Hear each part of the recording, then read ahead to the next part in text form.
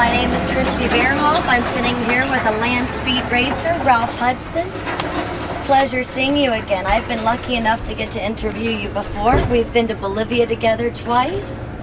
You guys were doing a chasing 300 between you and Al Lamb for many years, and you right now hold the record. 297.97. So you can kind of imagine how bad that feels to be that close to 300. So I did actually go over 300 on one run, but on the way back got a crosswind which blew the bike off the track and actually went right through a mile marker, and that slowed me down a little. I saw it shattered. Yeah, the flex, the PVC everywhere. And after I sort of recovered from the elation of surviving that, I had to find an official with a radio. I said, "Did they get my speed? They get my speed?" Because that was all I cared about. Because I was afraid that maybe I'd gone off the track before the lights and then it wouldn't count.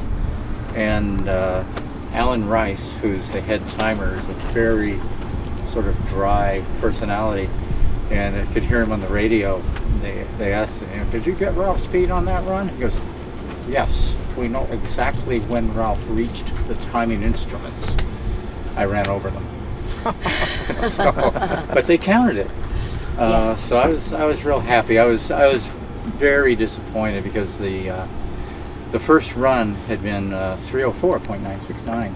It's funny, I can't remember anything, but I remember those speeds from the different runs. And it was such a good qualifying run that I just didn't want to give that up, and it was windy.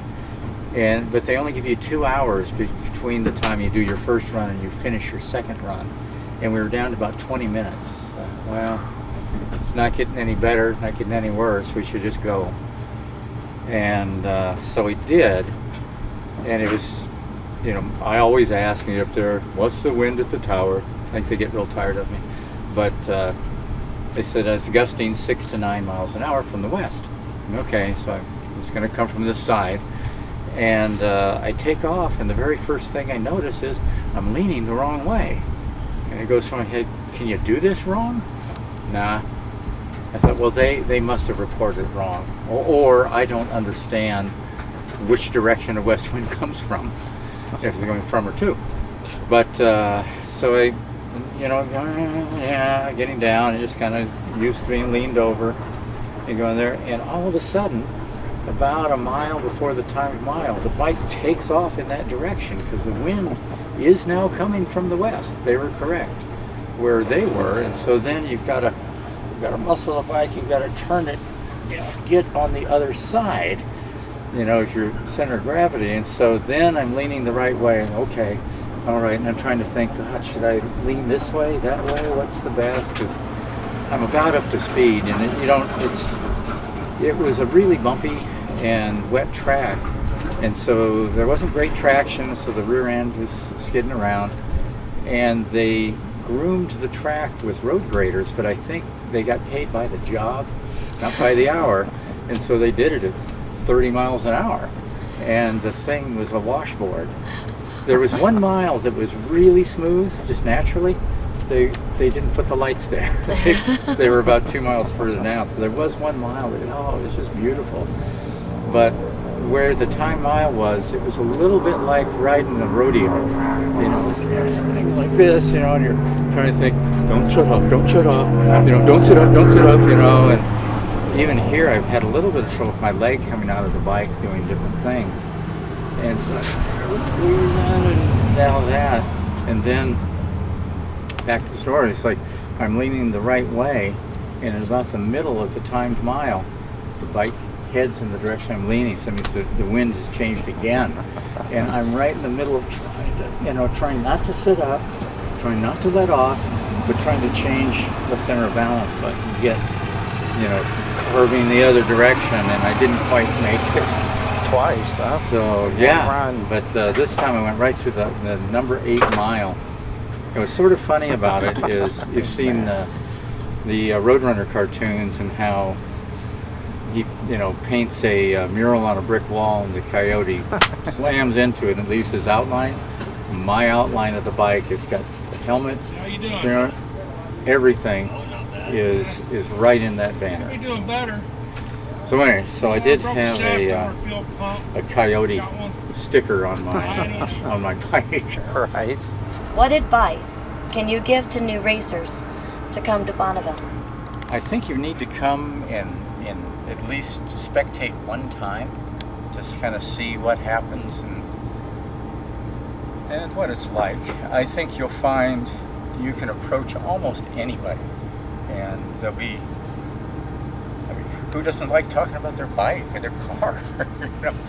And so they'll be interested, they'll help, I think. But you've got to decide, I think, if you're going to do a bike, you're going to do a car.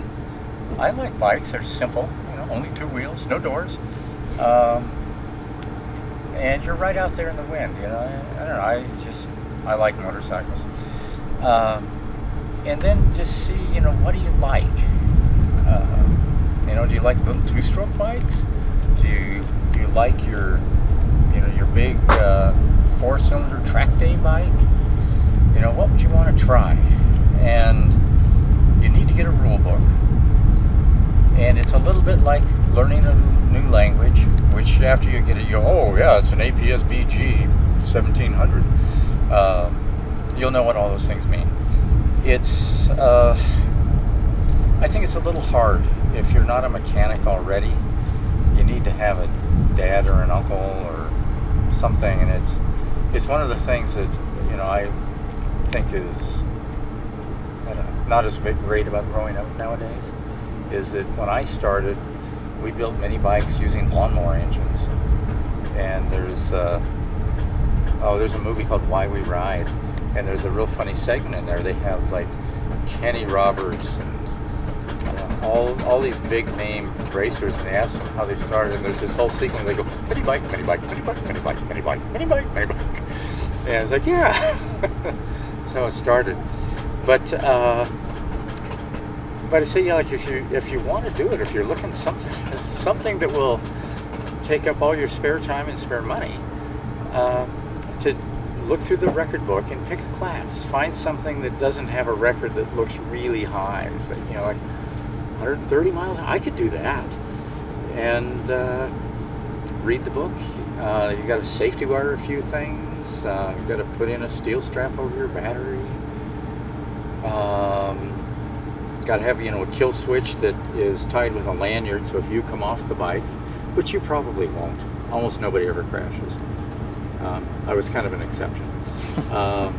But I had my kill switch. And come out and try it. Because we're all kind of in the same boat. You're out here in the middle of nowhere, and you don't have a cotter pin. You know, you need an O-ring. You know, it's like, do you have a number 10 screw? Somebody will. And I don't think I've ever run into anybody who wouldn't look in their spares to see if they had what you needed. So it's a real, you know, it's a real sort of a family experience. You make a lot of friends.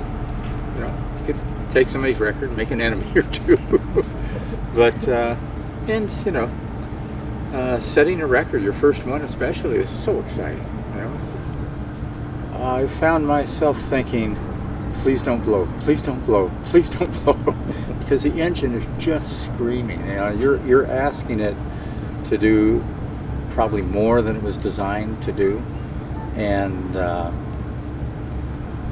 that's the fear. Like, you know, feeling anxious on the line, is that you're not going to get the record, or you're going to make a mistake, or something is going to break, or you forgot to tighten something. You know, and spark plug's going to fall out, or a wire's going to come off, and you have to pull over. You won't get a good run. You won't get the record. But yeah, this one of the first trip when we went to Bolivia, the salt was like white asphalt. It was so good, and I can remember when I did my best run, it was so easy. I had my knees tucked in, and I was down, and there's zero wind. It had great traction, and I was even putting my head down, you know, like I think for like a second or two at a time. It's probably like a quarter of a second in reality, but I was putting my head down and look up, you know, make a little correction to be done the course. up again. And I remember people said, "Oh, how did that feel?" I said, "Easiest thing I've ever done." It's like going for groceries on, a scooter, because it was just so easy. Here, it's a little bumpy. Every day has been a little windy. The salt's a little wet, and so you don't have great traction. And when on a bigger bike, a powerful bike, when you open the throttle, you're really hoping you're just going to feel it pulling. It's like, yeah! But here it's been like you do it, and it's like, he's a little sideways, and it's kind of doing this, and it's like, oh, I hope this stops. And then, maybe I back off a little bit and get traction again, and back up again, and it's like, full throttle, it's like full. But if you're all settled in, with your head down, full throttle, the engine is, if you've got your gearing about right, the engine will be screaming, and it's like, just please don't pull. Please don't. You can do it. You can do it. Come on. You can see the sign coming. It's like, sometimes you know what you've done, and sometimes you're too busy to even look. Although I'm not sure if you're more motivated by successes or failures. If I could do better. I know I can do better. I think almost everybody leaves here with new ideas, and they want to try it. And I realize that not everybody builds their own stuff, which for me, I realize I think I probably enjoy the building as much as the riding, but after I've built it, I really want to see how it feels. I want to see what it's like. And I crashed in 2013, and the guy who helped me suggested maybe we should find somebody younger to ride the bike. How fast were you going? 217. And said, maybe we should find a younger man to ride the bike. And I said, younger man's got so much more to live for. Are you kidding? So I was having none of it. And we figured out why it happened. So it wasn't like, I don't know why. I think then I'd have been frightened of it. Of course, the first run I made after I was recovered, I was a little nervous. But what we had done, and this is advice I give people, is that we had put too much weight on the back of the bike. We had just put a turbocharger on the bike, and so we knew it was going to make crazy horsepower compared to the stock one. And our problem with the stock one even was not enough traction. So we knew with all this horsepower, it was really going to be a problem. And a bike works a little bit like a weather vane. And the pivot of the weather vane is your center of mass from front to back. And then whether you've got your tail in front or the tail in back is like if you put the bike sideways to the wind with a pole where the center of mass is and blew on it, which way would it go? Well, you want the front to point into the wind. It means you need a tail on the back. It's like a dart. You need feathers on the back, weight in the front. We had too much weight in the back. And so at over 200, it flipped around backwards. And I'm a decent rider, but I couldn't do that. You can't go backwards. No, couldn't do it. Yeah. And I couldn't believe it was happening because it started to wobble, and so I shut it off, and it was okay. On the gas again, it starts to wobble. I thought, well, maybe this is just what it's going to do, and it won't get any worse. I'm an optimist. And no, it did get worse. It went sideways down to the fire, and I just, it's interesting, we have data logging on the bike, and I know exactly when I parted company because there's a spike where the throttle, It's like Jeff. yeah, where I was holding it on, on the throttle and dead, and the bike slid for 30 seconds. I think I tumbled for about 30. And Any injuries? yeah, they call it a degloving injury. It pulled the meat off. But it also tore all the, I don't know, tendons or ligaments? Ligaments.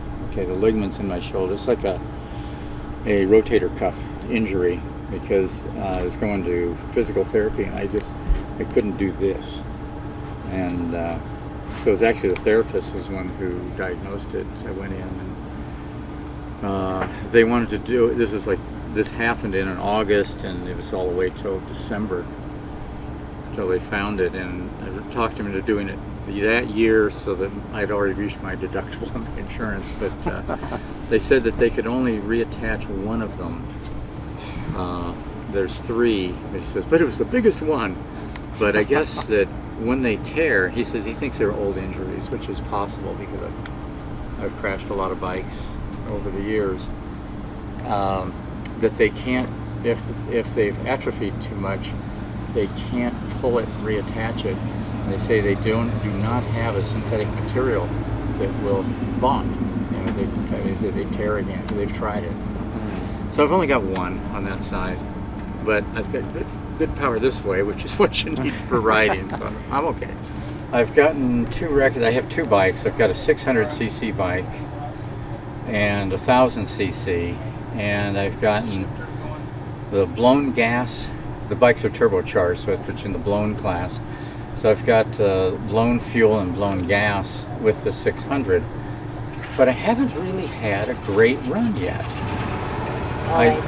I did get one run at 252 with the 600, and I can't remember what one. Oh, coming back to the next run, I didn't have much boost at all, and so the bike it went only like 233, and it must have been less than that. It must have been 223. But anyway, the record in that class is now 235. The mile that I did the 252 in, I only did like 216 on the return, and so I took the mile below that. The average was higher, but it was still only 235. But the bike's capable of going 250, so I would like to get that up if weather allows and time. Then the other one is the gas record, which actually should be slower, but it's 241. So I've got that one. And then on the big bike, I got a record this morning at 263. But it was not a good run either. I had problems on the return run. What was it? I think it was a 268 was my first run, and then the return, I don't know, whatever averages, 263. From that, the bike would not go into 6th gear. Couldn't get it in 5th gear or 6th gear, high gear. And so I'm trying to stop it. It's also got a shift button. Just trying to shift it with a button. Doesn't work. I mean, every time you hit it, it kills the ignition for 40 milliseconds or something. And it quite often backfires when you do that. You hear that, pow! And, so I was doing that, and I was kicking it with my foot, trying to get it into gear, and my foot slipped out of the bike. And we looked at the data. I was going 284. Wow, that's so, scary.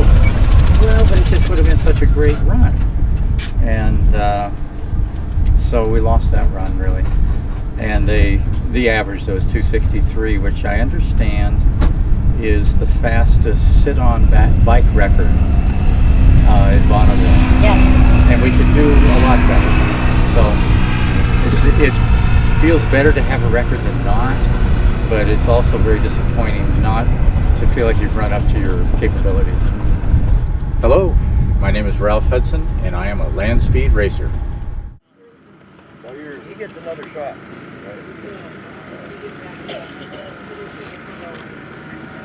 Right?